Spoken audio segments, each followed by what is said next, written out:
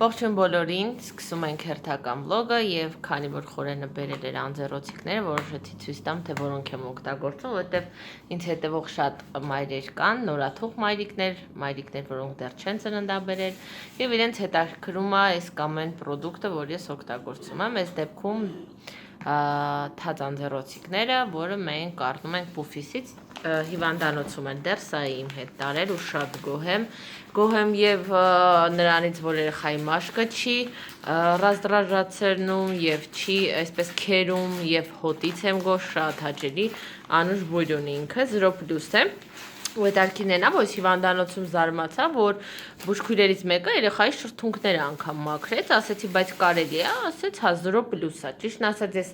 չեմ կարող 100%-ով ասել, որ ինքը ճիշտ արեց, այսինքն այնպես չի, որ եթե բուժքույրը ես 100%-ով վստահում եմ, բայց ես ինքս կոնկրետ չեմ մաքրում բերան, ամեն դեպքում ինքը մաքրեց։ Այդ բային դեմքն ու բերանը երեխայի։ Մի խոսքով շատ հարմար, շատ լավ անձեռոցիկներ են, արժեքը մոտավորապես 900 քանի դրամ, մի խոսքով։ Արտաչեսի համար մենք սովորաբար օգտագործում ենք այս Smile ֆիրմայինը, բայց այս մի ճուտի համար առայժմ Pufis։ Այստեղ ուզեցի ձեզ ցույց տամ ճաշը, որը պատրաստել եմ, քանի որ ինձ դիետիկ սնունդ է պետք եւ երեխայի կաթի հետ կապված եւ իմ ստամոք սաղիների հետ կապված։ Դրա համար պատրաստել եմ կաբաչկիով, պղպեղով, սող, կարտոֆիլ եւ քյուֆթայի միս։ Այսպիսի ինչ-որ սուպիկ եմ ստացել, ես նոր հասկացա, որ գազար եմ մոռացել լցնեմ, բայց ինչևէ ոչինչ, կարծում եմ դա էլ մյուս սուպիկին կանեմ, փորձում եմ հիմնականում ջրարի ճաշեր ուտել, մաքսիմում բացառել անառողջ սնունդը, սնունդ, որը կարող է երեխայի մոտ գազիկներ առաջացնել եւ այլն, մի խոսքով մինիմալ եմ սնվում եւ միայն այն ինչը որ համարվում է դիետիկ սնունդ։ Գործերս ավարտեցի, որոշեցի կամ մի քիչ ձեզ հետ զրուցեմ։ Մազերս հենց նոր եմ սանրել, դրա համար են բրդոտ այսպես, բայց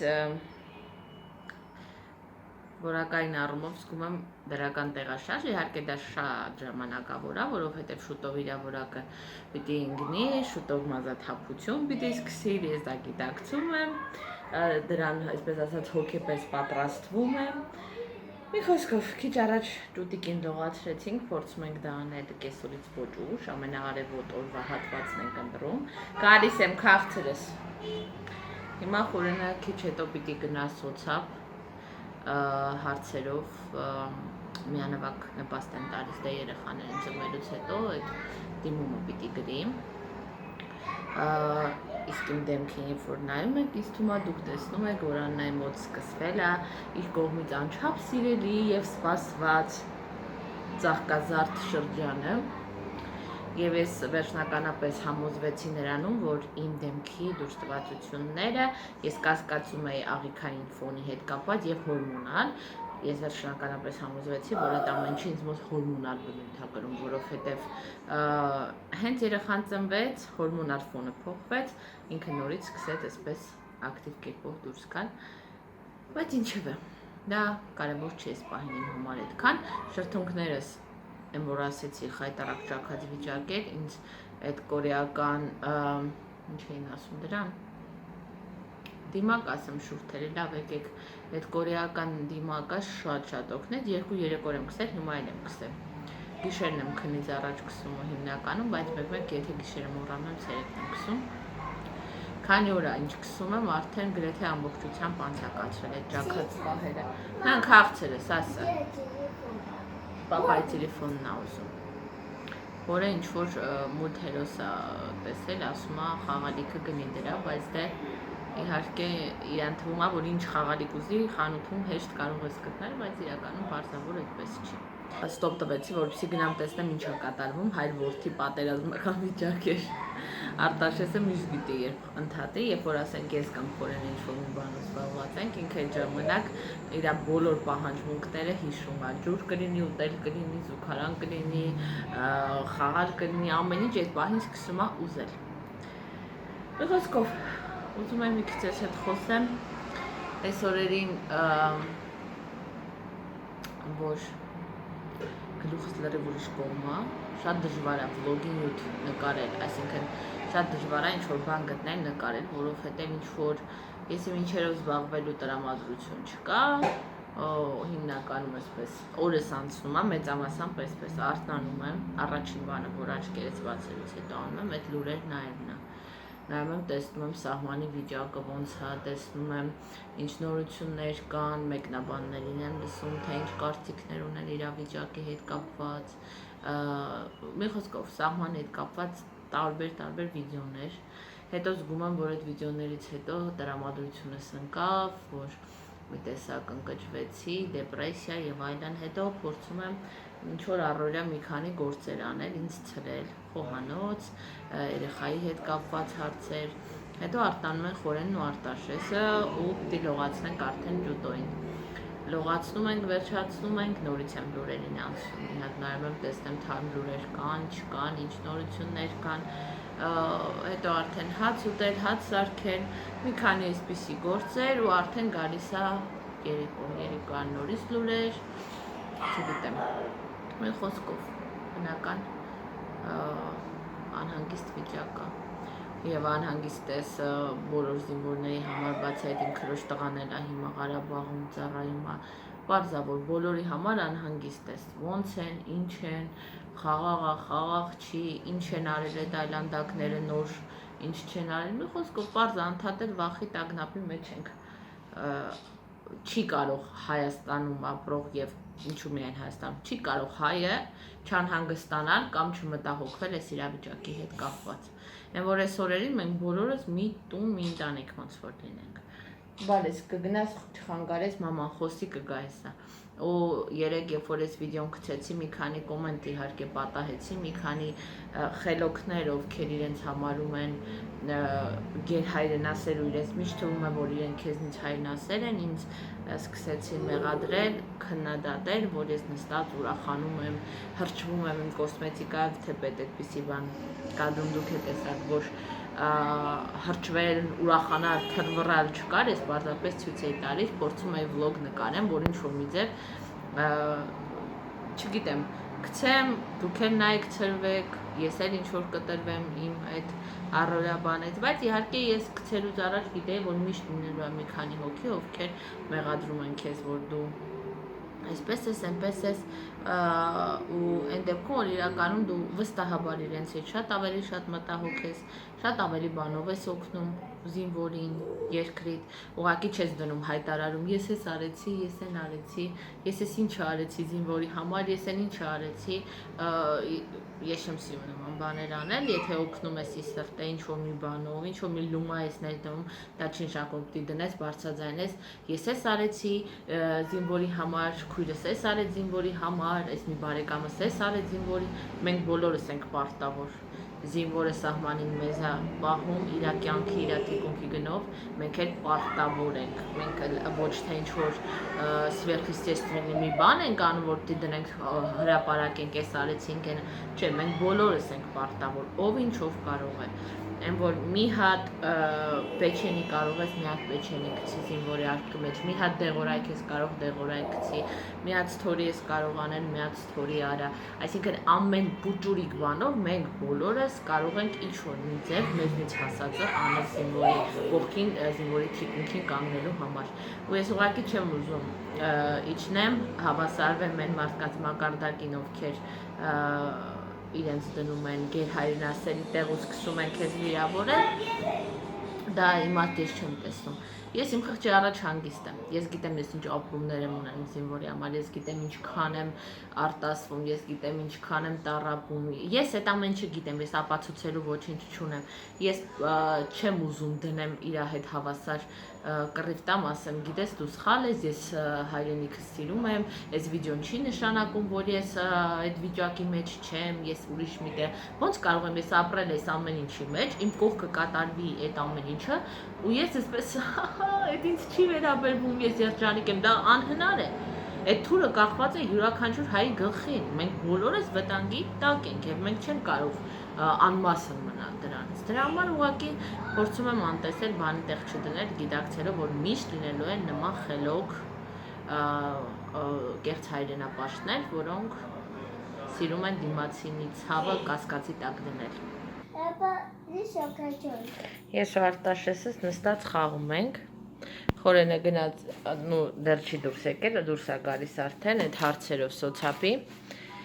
Ես էլ տղուկիս հետ ժամանակ եմ անցկացնում, քանի մեր պուջուրիկ բրատիկը քնած է։ Փորձում եմ իր հետ գոնե մի քիչ խաղալ, երբ որ վիճակի եմ լինում, երբ որ ժամանակ է լինում, որ ինքը իրան մենակ չզգա։ Չէ՞ բալես։ Դա։ Այս Մարիաննայի ուղարկած կարտոչկաներն են, թվերն ու տառերը։ Ինքը որոշեց, որ երկուսը միաժամանակ բացենք, թիվ ու տառը խառնենք ու տենց ավելի բարդացնենք խաղը։ Դե եթե ուզեց, սաղ քանդեցիր, այստեղ եկան։ Սրա։ Բայց պետք է զգուշանես, որ չփչանան կարտոչկաները, որ հետո էլի խաղանք։ Լավ։ Քեզ ավելի շատ թվերն են դուր գալիս, թե տառերը տղես։ Տառերը եւ թվերը։ Տառերը եւ թվերը, պարզա։ Նորստո։ Այս ձուկեր են, ձկներ։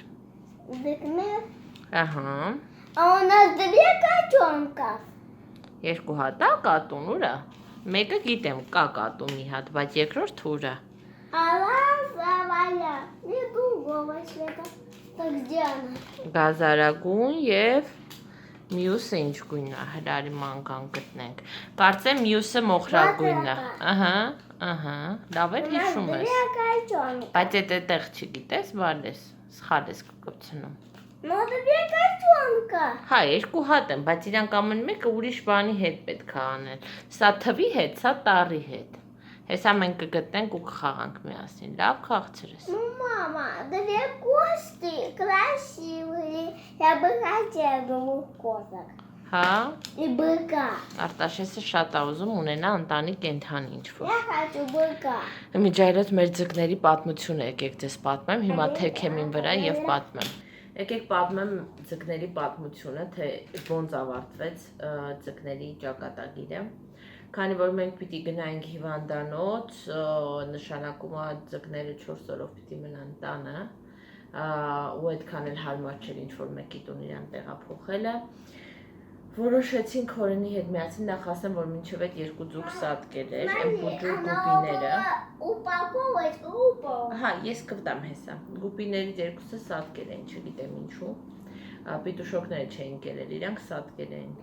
Դե սա շատ էի ընկճվել, տխրել էի շատ իրենց համար։ Մի խոսքով վերջում որոշեցինք, որ տանենք ու իրեն հետ վերադարձնենք այն խանութը, որտեղից գնել ենք, իհարկե առանց փողի, հա, ուղղակի հետ տանք իրենց, նվիրենք իրենց։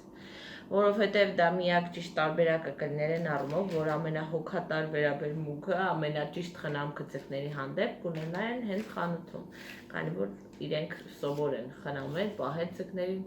Մի խոսքով որոշեցինք ու այդպես էլ արեցինք մեր պահած փայփայ ձուկիկներին, որոնք ահագին արդեն մեծացել էին, տարանք եւ տվեցինք խանութին, որովհետեւ հասկացանք, որ հետո էլ արդեն դժվար կլինի մեզ հետ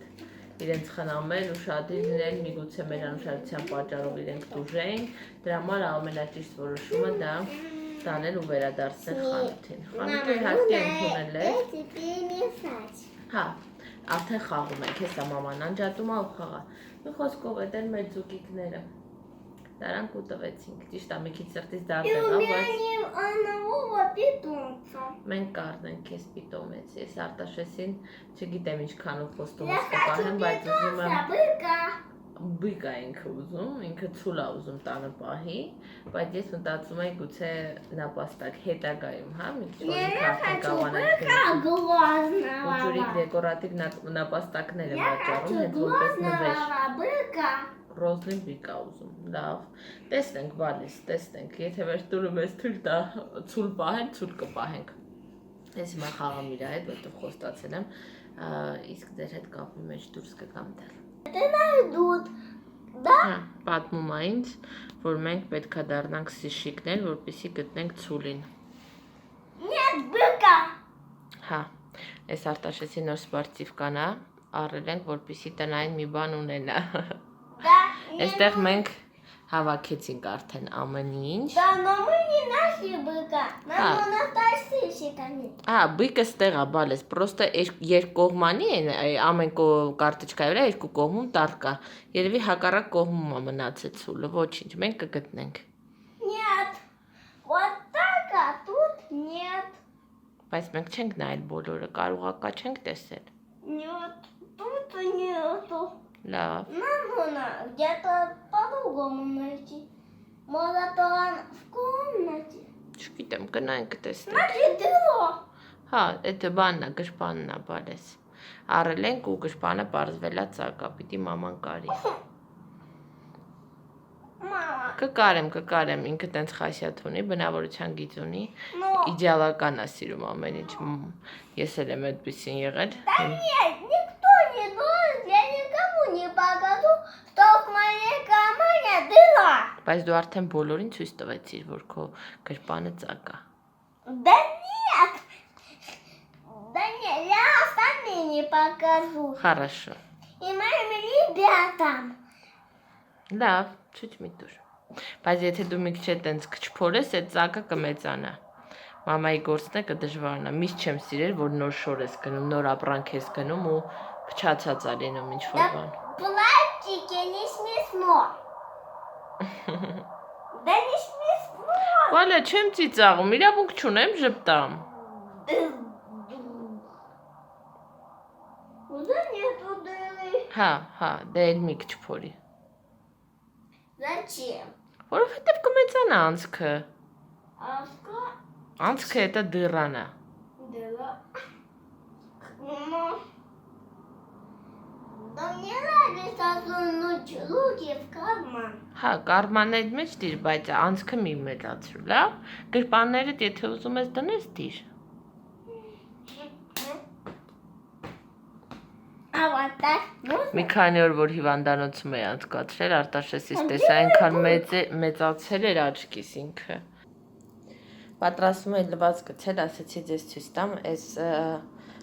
ինչ ասեմ, մամանը ինձ ուղարկել էր Մարիաննան, ինքը կարելի է այնպես խաղալիքների համար, այնպես էլ իմ սեփական պատկերացմամբ ես իրան օգտագործում եմ կեղտոտ հագուստի համար։ Դնում եմ հենց իմ կողքը, երեխայի մահճակալի կողքը, քանի որ ամեն օր համարյա լվացք եմ անում, ինքը չի հասցնում որևէ հոտ կպնի լվացքին կամ ինչ որ էլի նման մի բան։ Ու ես այդպես լվացքը պահում եմ այս ամանի մեջ, ինքը շատ հարմար է, ակուրատնի, չեմ ուզում երեխայի շորերը բաղնիքում դնեմ ընդհանուր շորերի հետ, դրա համար այս տարբերակը ուղղակի իդեալական է իմ համար։ Քանի որ մեզ մոտ առավոտ շուտ է, սովորաբար իմ օրը սկսվում է ժամը 9-ի կողմերը, ես հիմնականում նախաճաշում եմ ուղղակի մի հատ բանանով, թեպետ գիտեմ, որ սոված փորին բանան խորհուրդ չի տրվում, բայց սա իմ կողմից նախընտրելի նախաճաշն է հիմա, ավելի ինչ-որ ուտելիքային բաներ սիրտս չի ուզում, դրա համար ուղղակի մրգային նախաճաշ, Արտաշեսս արթնացավ, բարև տղես, այն մյուս ջուտոներ արթնացավ։ Եվ ուզեցի ձեզ ցույց տամ իմ պահարանը, որը ինչպես եւ ձեզ ասել էի, տեղի ունեցավ, որի հետ աշուն, ամառաշուն վերափոխումներ։ Այդտեղ ուղղակի նայում եմ մեկ գարդերոբից ու զգում եմ, որ գերիշխում է մոխրագույնը, հետո մտածում եմ ինչի է այդպես, հետո էլի գալիս եմ նրան, որ ուղղակի հագուստ ընտրելիս, քանի որ չկա հարմար հագուստ, ավելորդ քաշ ունեցող մարդկանց համար, դու էլ ընտրում ես այն հագուստը, որը հնարավորինս սիերինգի է, որի մեջ հնարավորինս կթաքցնես քո ինչ-որ, այսպես ասեմ, ավելորդ մարմնի մասեր, ոչ թե ավելորդ մարմնի մասեր, այլ ավելորդ կիլոգրամներ։ Դրա համար հիմնականում սիերի գույն ես ընտրում, որովհետև գունավոր ինչ-որ գեղեցիկ հագուստ դժվար է գտնել։ Այսպես հիմնականում վերնաշապիկներ են, մի քանի տաբատ, որը այս պահին լինում է։ Ես շատ տաբատներ ունեմ, բայց քանի որ իմ մոտ անդադ լինում է քաշի տատանումներ, իմ տաբատները տարբեր քաշերի Աննայի համար են, հա։ Այսինքն այս կոնկրետ պերիոդում այս քաշիս համար 3 տաբատ ունեմ օրինակ։ Իսկ առհասարակ նրանք ավելի շատ են։ Չեմ կարող թիվ ասել, բայց շատ են։ Ուղղակի շատ նիհար Աննայի համար, մի քիչ թմբլիկ Աննայի համար, այդպես։ Սա էլ իմ գարդերոբը, որը արդեն քանի օր այսպես բաց վիճակում է, արդեն ասել եմ, որ տհաճ ինչ-որ հոտ կար, որից ուզում էի ազատվել այդ նպատակներով։ Այս հատվածը նույնպես նորից դասավորել եմ, ոյիս ինչ օրև է, որովհետև հիվանդանոց գնալուց առաջ ստեղ մի հատ ուժս էր ուղղակի տիրում, իսկ հիմա ավելի կոկիկ փորձել եմ դասավորել։